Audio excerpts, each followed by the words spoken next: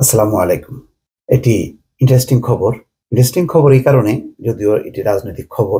Australia ও Pakistan high কমিশনারের সঙ্গে মির্জা ফখরুলের বৈঠক। প্রথমেই প্রশ্ন উঠল যে অস্ট্রেলিয়া হাই কমিশনারের সাথে বৈঠক করছেন মির্জা ফখরুল, এতে খুব একটা দোষের নেই। কিন্তু এই যে এই পাকিস্তানের সঙ্গে আলাদাভাবে বৈঠক করা বিএনপির, এটি আগে সাধারণত দেখা যায় না, এবং এটাকে ক্ষমতাসীনরা এখন ক্যাশ করার চেষ্টা করবে। এই তো গেল গেল, রব উঠবে, বলবে যে এই যে পাকিস্তানের সঙ্গে ষড়যন্ত্র হচ্ছে, বিএনপি তার নিজের রূপে ফিরে গেছে, এরকম নানান রকম কথাবার্তা বলবে। পাকিস্তানের হাইকমিশনার যদি সরকারের সাথে বসতো বা সরকারের কোনো মন্ত্রীর সঙ্গে, তাতে তাদের জাত যাইতো না। কিন্তু এখন তো জাত গেল বলে রব উঠবে। এটা স্বাভাবিক, রাজনীতিতে যেই বিরোধিতা, তাতে পাকিস্তান হলো অচ্ছুত, মানে কোনোভাবেই এটা ধরা যাবে না, এরকম একটা বিষয়ে পরিণত হয়েছে গত 10-15 বছরের রাজনীতিতে।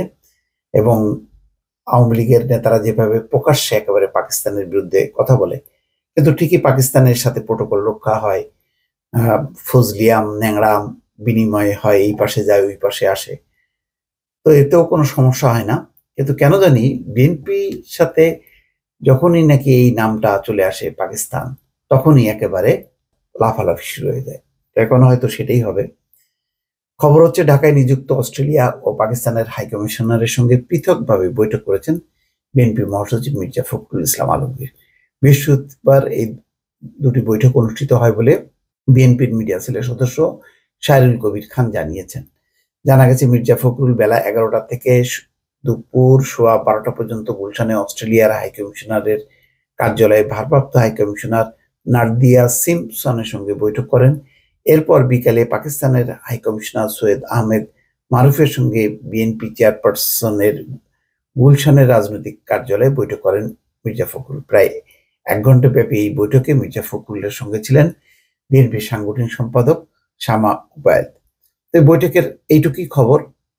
এখানে কি আলোচনা হয়েছে না হয়েছে, এটা কখনো আগেও যেমন হয় না, এবারও কোনো বক্তব্য দেয়নি কোনো পক্ষে। মার্কিন যুক্তরাষ্ট্র যেমন একটা টুইট করে সাবজেক্ট দেয়, এখানে হয়তো অস্ট্রেলিয়া দিলেও দিতে পারে, কিন্তু পাকিস্তান হয়তো দিবে না।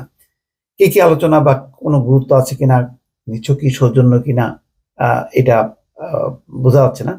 তবে যেটা ধারণা করা যায়, যে বিদ্যমান রাজনৈতিক পরিস্থিতি হয়তো মির্জা ফখরুল ইসলাম আলমগীর পাকিস্তানের সাথে হয়তো এমনিতেই সৌজন্য একটা সম্পর্ক রক্ষা করা, ভারতের সঙ্গেও যেমন করতে চাই বিএনপি, তেমনি পাকিস্তানের সঙ্গে এটাকে একটা সাধারণ মাপে নিয়ে আসতে চায়।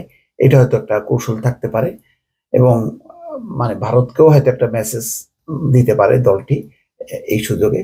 আর অস্ট্রেলিয়া যেহেতু একটা পশ্চিমার শক্তি, বাংলাদেশের সঙ্গে অনেক দিনের সম্পর্ক আছে, বাংলাদেশের গণতন্ত্র নির্বাচন নিয়ে সে দেশের পার্লামেন্টে একাধিকবার কথা উঠেছে।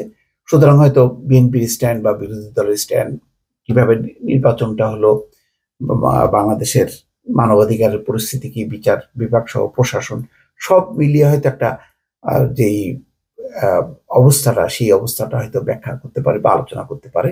এবং এই ব্যাপারে হয়তো গণতান্ত্রিক দেশ হিসেবে অস্ট্রেলিয়ারও হয়তো সাহায্য কামনা করতে পারে বা সহযোগিতা কামনা করতে পারে, এটা ধারণা করা যায়।